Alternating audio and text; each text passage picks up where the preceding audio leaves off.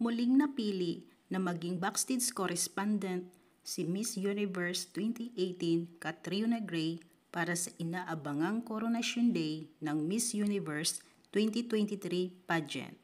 Inaanunsyo ito mismo ng Miss Universe organization sa kanilang official social media accounts recently.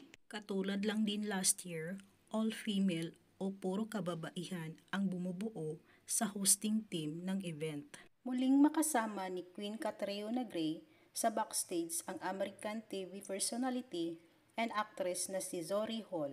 At dahil ito ang ikalawang pagkakataon na imbitahan si Catriona Gray, ibinandira ng beauty queen sa Instagram ang kanyang excitement para sa malalapit na event. Wika niya sa post, "See you soon, El Salvador."